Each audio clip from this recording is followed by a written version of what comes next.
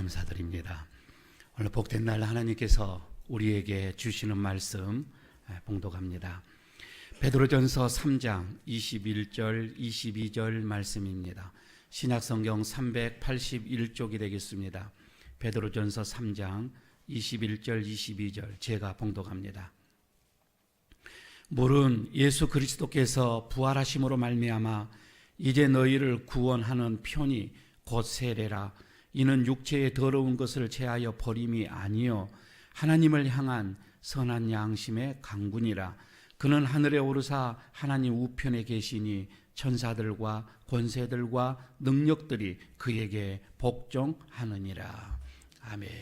우리 옆에 있는 분들과 인사 한번 나누도록 하겠습니다. 함께 예배드림이 참 행복합니다. 인사 한번 해주시기 바랍니다. 예.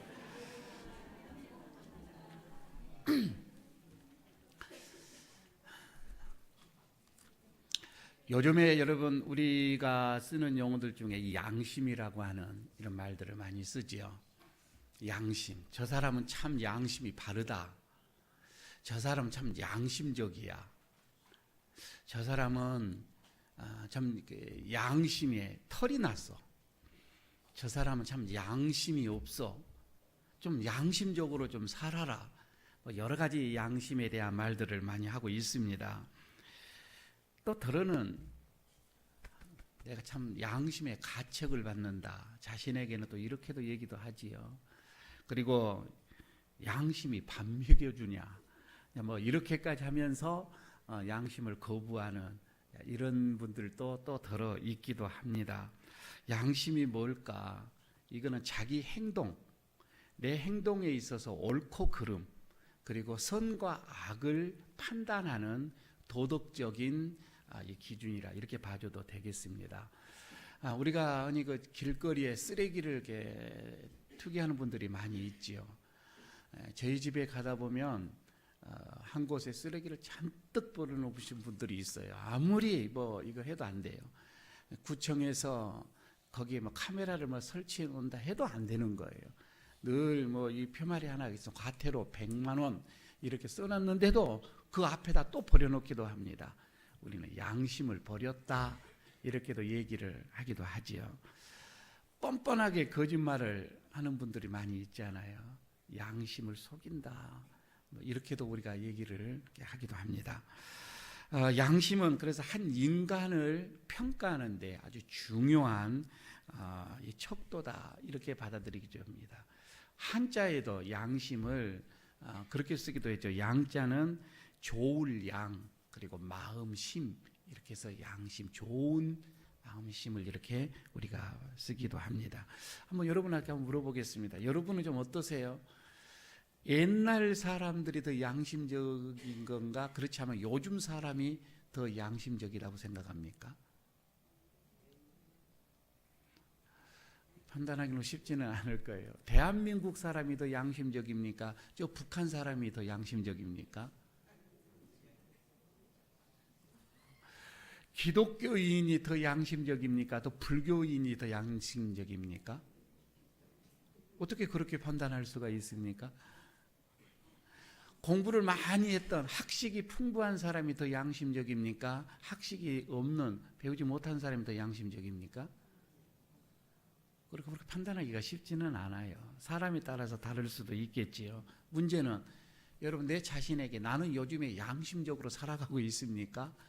안 그러면 비양심적으로 살아가고 있습니까? 내 자신을 봤을 때 나는 양심적이다 이렇게 자신할 수 있습니까? 성경에는 양심에 대해서 상당히 많은 얘기들을 하고 있습니다. 오늘 21절에서도 양심에 대해서 얘기를 하는데 세례와 빗대서 얘기를 하고 있습니다. 참 희한하죠? 오늘 21절 베드로가 그럽니다. 세례를 가리켜서 하나님을 향한 선한 양심의 도구라 이렇게 표현을 해주고 있습니다. 세례를 이런 식으로 세례를 양심이라고 표현하는 것은 성경에 여기 한 곳밖에 없습니다. 우리가 잘 아는 것처럼 이 세례 하면은 뭐라고 우리는 생각합니까? 예수님과 함께 죽고 예수님과 함께 사는 그래서 그 종교 의식을 우리는 세례라고 생각을 해 왔었잖아요. 많은 사람들이 그렇습니다. 우리는 세례를 받음으로 인해서 나의 모든 죄는 이제 죽었다.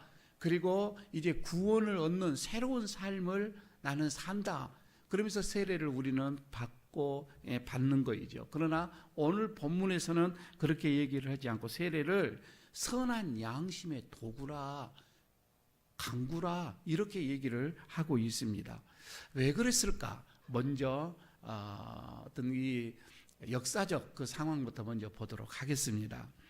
21절 먼저 여러분 가만히 한번 보실까요? 21절을 보게 되면 물은 예수 그리스도께서 부활하심으로 말미암아 이제 너희를 구원하는 편이 곧 세례라 하면서 이는 하면서 그래 세례는 그 말입니다. 세례는 육체의 더러운 것을 제하여 버림이 아니요라고 하죠.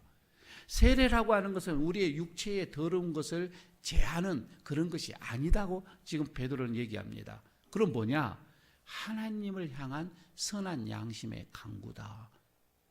지금 부정적인 것과 긍정적인 것 이 두 가지를 세례에 대해서 얘기를 합니다. 그런데 앞에 말하는 이 부정적인 것, 육체의 더러운 것을 제하여 버리는 것이 아니다. 세례는 그런 것이 아니다 라고 얘기를 하거든요.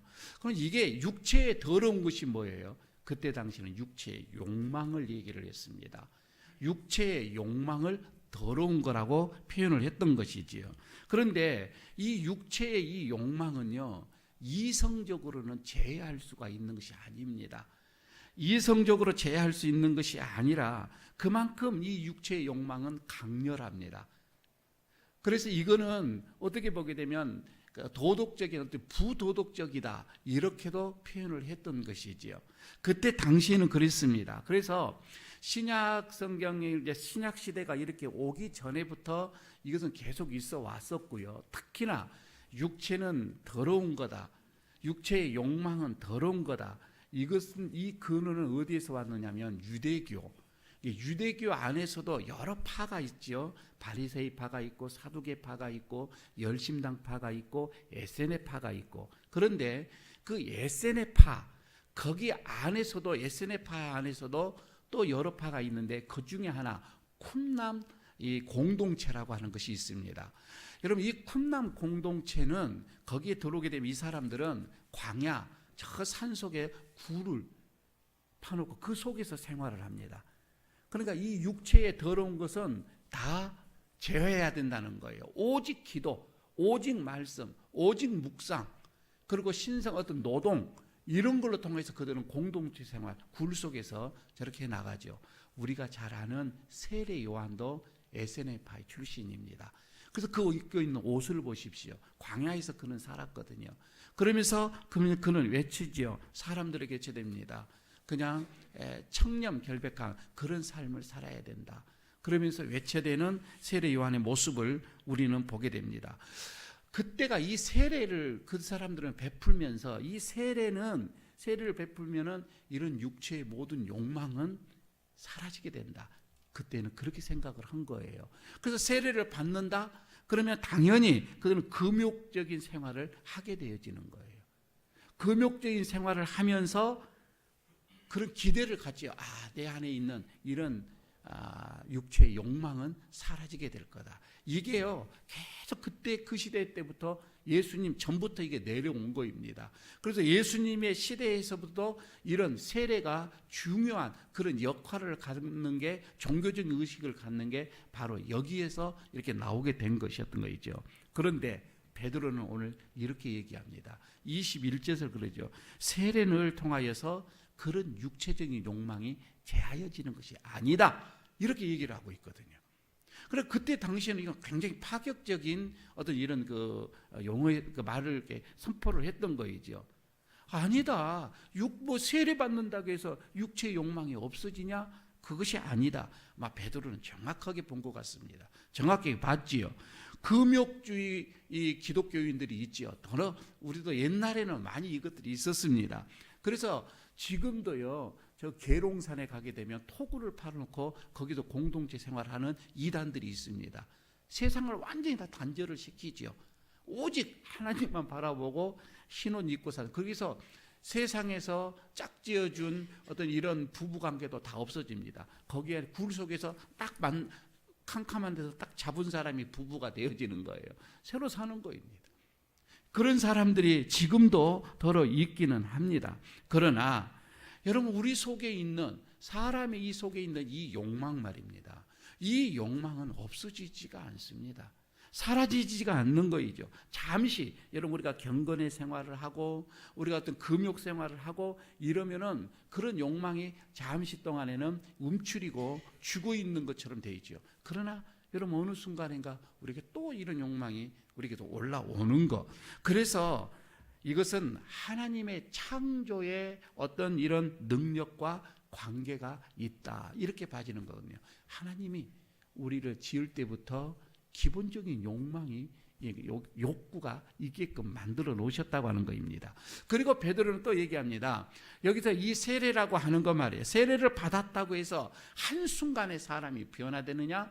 그렇지가 않다, 이런 말씀이에요. 그러니까 예수를 믿기 전이나 예수를 믿는 후나 사람이, 여러분, 우리가 180도 변한가? 그렇지는 않지요. 우리가 그걸 기대하면 기대할수록 더 실망이 우리에게 올 수밖에 없는 거예요. 가만히 여러분 보시기를 바랍니다. 달라지는 건 없어요. 그렇다고 해서, 물론 제가 지금 말씀하는 거 신앙은, 그럼 신앙은 우리의 삶을 우리가 변화시킬 수가 없는 건가? 그런 말씀은 아닙니다. 그런 게 아니라 우리가 신앙생활을 한다고 해서, 아니 세례를 받는다고 해서 뭐 주술적으로 기술적으로 뭐 한 번에 훅 이렇게 바꾸지는, 자동적으로 변화가 되어지는 그런 것은 아니라 그런 말씀입니다. 기독교는 어떻게 보면은 순간적으로 완성되어진 것이 아니라 성화되어져 간다. 그래서 그런 얘기를 하잖아요. 그래서 어떻게 보면은요, 우리의 이런 신앙생활, 우리의 어떤 이런 신앙생활은 과정이에요. 투쟁이에요. 그리고 구원의 어떤 그 역사의 사건이에요. 계속 여러분, 우리의 신앙의 역사의 사건은 만들어져 가는 거예요. 그래서 완숙한, 성숙한 모습으로 변화되어져 가는 거이잖아요. 여러분, 우리가 교회에 다니는 사람, 뭐 예수 믿는 사람 왜 저럴까? 아직 변화가 안 되었기 때문에 그런 것이죠. 그리고 우리가 붓글씨를 쓸 때도 그렇잖아요. 하루아침에 멋들어진 글씨체가 나온 것이 아닙니다. 계속해서 연습하고 훈련한 다음에 멋진 글이 나온 것처럼 우리의 신앙도 마찬가지입니다. 하루아침에 변화되는 것은 아니라고 하는 거죠. 그래서 베드로 편지, 베드로전서 1장 17절에서 그리스도인의 삶을 뭐라고 했냐면 나그네라, 이렇게 표현을 했습니다.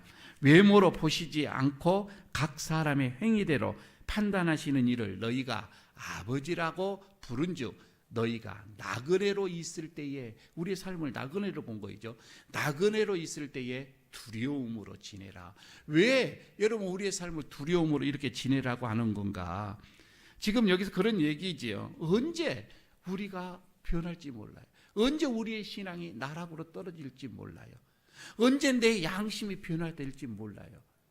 그러니까 우리는 늘 두려운 마음으로 나그네의 삶을 이렇게 살아가는 거예요. 그러면서 세례를 하나님을 향한 선한 양심의 강구라, 이렇게 표현을 했던 것이지요. 자, 그러면 좀 더 깊게 들어가도록 하겠습니다. 자, 세례를 양심과 이렇게 받고, 이제 두 번째는 양심, 이것이 자체가 뭐냐는 거예요. 양심이라는 뜻이 뭐예요? 여러분, 양심은 본래 이 양심이라는 이 말이 나올 때에 이거는 두 단어가 하나로 합해진 단어예요. 그러니까 이게 무슨 말인 거 아니? 헬라어에는 슈네이 데시스라고 하는 이 헬라 말인데, 이거는 함께라고 하는 전치사, 그리고 안다라고 하는 동사, 이것이 하나로 합해져서 슈네이 데시스, 양심이라는 단어가 된 거예요. 그러니까 함께 알다, 그 뜻입니다. 혼자 아는 것이 아니라 함께 알다, 이게 양심이라는 거예요. 이거를 루터가 독일어로는 게비센이라고 이것을 말을 바꿔 해석을 했습니다. 게비센이라는 그 뜻도 바로 함께 아는 것, 그런 뜻이거든요. 자, 양심은 함께 아는 것이다. 여러분, 우리가 이렇게 보여진다면 옳고 그름이잖아요. 옳고 그름을 아는 게 양심의 의미예요. 옳고 그름을 안다. 그러면 알려고 한다면 이성이 있어야 되거든요. 아는 것, 이성적으로 판단을 해야 되는데, 그래서 여러분 우리가 어린아이, 이성이 발달하지 않는 아이들은 우리가 양심을 적용시키지 않습니다. 우리가 가는 아이, 너 양심적으로 살아라 이렇게 말 안 하잖아요. 그들은 양심이 없어요. 왜? 아직 판단한 이성이 없기 때문에. 정신지체 장애자들도 양심을 적용시키지 않습니다. 그들에게 양심이라는 것이 없지요. 아직 이성이 발달되지 않기 때문에 그렇습니다. 그리고 혼자 아는 것이 아니에요. 이건 혼자가 아니라 함께 하는 것이 양심이라 이 말입니다. 함께입니다.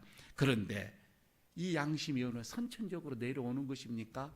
그렇지 않으면 후천적으로 사람들과 더불어서 이렇게 습득되어지는 것입니까? 어떤 것이라고 생각해요? 가만히 여러분 생각해 보요. 양심은 선천적으로 우리에게 하나님께서 주시는 걸까? 그렇지 않으면 만들어내지는 걸까? 이것도 복잡해집니다. 그래서 철학에서도요, 이 양심을 상당하게 많이 다루기도 합니다. 특히 헤겔이라고 하는 이 철학자는 양심을 세 가지로 얘기를 했습니다. 첫째는 자기와 함께 아는 것, 그리고 두 번째는 타자와 함께 아는 것, 그리고 세 번째는 절대자, 그러니까 하나님과 함께 아는 것, 이거를 양심이라고 얘기를 했습니다. 여러분 이렇게 보면 이게 철학에서 철학적으로만 얘기를 한다면 양심은 선천적인 것보다, 저절로 생겨나는 것보다 자꾸 이 세상 사람들과 함께 살아가면서 형성되어지는 거다. 철학에서는 그렇게 얘기를 하지요. 그러나 여러분 우리가 이 양심을 얘기할 때 내 자신의 양심에게 떳떳해야 되고, 사람들과의 양심에게도 떳떳해야 되고, 신과의 하나님과 앞에서 내 양심이 떳떳해져야 돼요. 이게 진짜 양심이 되어지겠죠. 그런데 본문에서는 뭐라고 하냐면 선한 양심이라고 나옵니다. 그러니까 양심도요, 선한 양심이 있다는 거예요. 이거 반대말로 말하면 악한 양심도 있기 때문에 지금 선한 양심을 여기서 표현을 한 거이죠. 양심은 무조건 다 좋은 것은 아니라는 겁니다. 그죠? 여러분 안에 있는 양심 있죠. 그것도 다 믿을 건 아니에요. 내 양심을 여러분 믿고 갔다가는 낭패를 당할 수도 있습니다. 다 믿을 수가 없는 거예요. 왜 그러냐면 이 양심도 부지불식간에 악한 양심으로 물들 수가 있습니다. 내 양심도요. 현재의 내 삶 속에서, 그래서 지금 내가 살아가고 있는 이 삶 속에서 나는 내 양심은 정말 바른가? 그렇지 않으면은 내 양심도 문제가 있는가? 여러분 이거 판단하기도 쉽지는 않을 거예요. 상당히 여러분 그렇게 양심을 함부로 우리가 말할 수가 없다 이 말이죠. 요즘에 한참 우리에게 좀 생각을 많이 해주는 사건들이 있죠. 젊은 사람이 군대를 가는 걸 폭 안 가려고 하는 사람들이 있죠. 양심, 특히 그 종교적인 이 양심을 들어서 나는 총 드는 거 못 하겠습니다. 그래서 양심으로 인해서 거부하는 분들이 있죠. 여러분 그 사람들의 양심이 옳은 거입니까? 그렇지 않으면 잘못된 겁니까? 또 그것을 판단하는 판사의 양심은 옳은 거입니까? 그릇된 거입니까? 이것도 판단하기가 우리는 쉽지가 않습니다. 여러분들에게 직접 얘기를 한번 물어볼까요? 우리 여성분들, 명절 증후군이라고 하는 것이 있죠. 명절 때만 되면 하여튼 시댁으로 인하여서 스트레스를 많이 받아요. 그런데 그 모든 많은 어떤 그 힘들고 불편함, 이런 것이 있음에도 불구하고 꾹 참고 시댁에를 가서 명절을 보내고 옵니다. 그러면 그 사람은 선한 양심입니까? 그렇지 않으면 어떤 분들은 아니 왜 명절만 되면 시댁에만 갑니까? 친정도 가야지. 그래서 똑같이 갑시다. 이제 이렇게 협상을 하는데 이 협상이 잘 안 돼. 그러면 차라리 여행 가자. 그래서 여행을 가버리는 거예요. 그러면 그 양심은 잘못된 양심입니까? 그러니까 자신의 양심에 따라서 행동을 해요. 내 양심에 따라서 행동을 하는데 그것이 어쩔 때는 다른 사람에게 불편을 줄 수도 있고, 또 그런 것이 어떻게 보면 나가면 다른 사람뿐만 아니라 사회에 대해서 우리들의 이런 사회를 파괴시킬 수도 있는 게 이런 양심이에요. 우리는 지금 선한 양심과 악한 양심 그 사이를 오고 가면서 살고 있다 이 말입니다. 어렸을 때에 믿을 만한 것이 좀 지나서는 그것이 아닐 수도 있는 거고요. 우리가 옛날에는 이거는 양심적으로 난 행동을 했는데 좀 지나니까 이것은 아니었다고 판단할 때도 깨달을 때도 많이 있습니다. 아니요, 저쪽 지역에서는 이렇게 행동하는 것이 전혀 양심으로 꺼리지가지가 않아요. 그런데 이쪽 지역에 와서 똑같이 했는데 이거는 양심에 좀 문제가 또 되어지는 것도 있어요. 지역적 걸로 인해서 달라질 수도 또 있는 게 이 양심의 문제입니다. 여러분 이걸 어떻게 했으면 좋겠어요? 그래서 여러분 양심의 이제 온천으로 들어갑니다. 양심의 근원으로 가야 되는 거예요. 이 양심의 근원이 뭐냐 이거예요. 오늘 본문에서 베드로는 얘기합니다. 양심은 하나님께 속한 것이다. 이렇게 얘기합니다. 하나님께로부터 온 것이다. 그래서 양심은 선한 양심을 하나님께 구하라. 이렇게 오늘 본문에서 말씀을 해주고 있습니다. 양심의 문제를 아주 엄중하게 지금 생각을 하고 있는 것이지요. 여러분 우리가 보면은 세상에 어떤 이런 그 윤리 교사, 도덕의 이 교사들은 그렇게 가르치잖아요. 그냥 이거를 계몽운동으로 생각을 하는 겁니다. 그래서 양심을 착하게 살아야 된다. 선하게 살아야 된다. 질서를 지켜야 된다.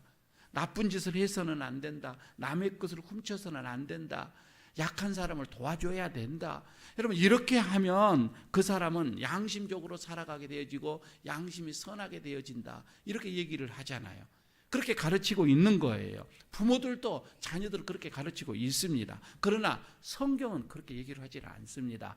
성경은요, 우리가 믿음은 하나님께서 주시는 선물인 것처럼 이 양심도 그렇습니다. 선한 양심도 하나님의 선물로 받다 이 말입니다.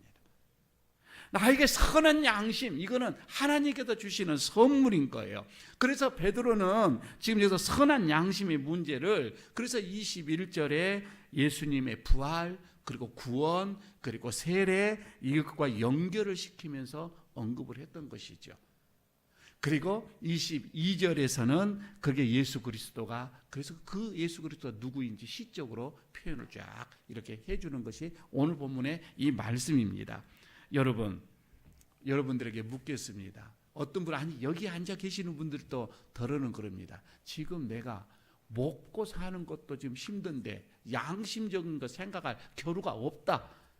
여러분 이렇게 생각하시는 분들 아니 어떤 분은 나는 하나님께 양심을 구하지 않아도 나는 양심적으로 산다. 나는 충분히 양심적이다. 이렇게 생각하시는 분들 만약에요 나는 그렇게 양심적인 사람이고 나는 선한 양심 필요가 없다라고 생각을 하신다면 예수 믿을 필요가 없습니다. 하나님 섬길 필요가 없습니다. 정의와 평화 구할 필요도 없습니다. 그냥 그렇게 세상과 대충 타협을 하면서 살면은 그만이에요.